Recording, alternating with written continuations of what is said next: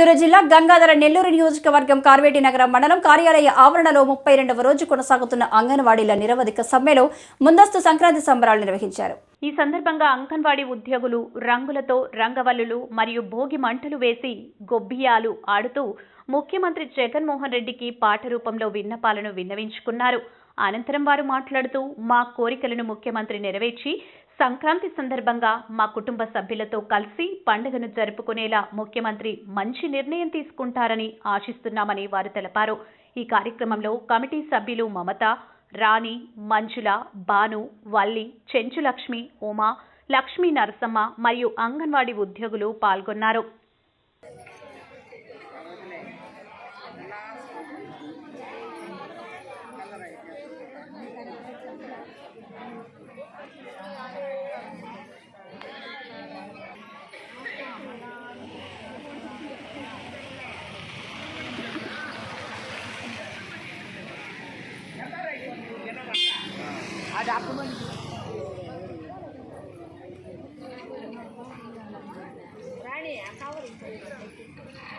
ఆయన నోరే కూడా ఫలించినాయి, జీతాలు వస్తాయి.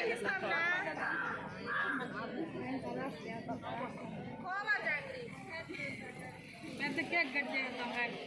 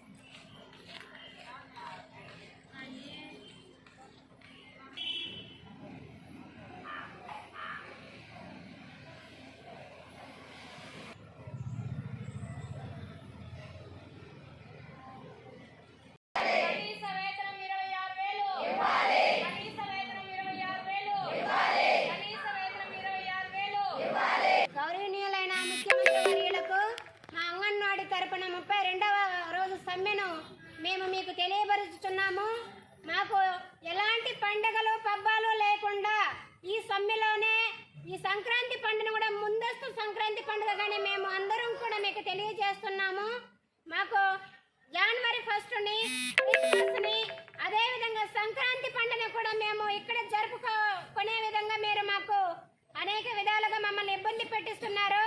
మాకు కనీస వేతనం పెంచి గ్రాడ్యుటీని అమలు చేసి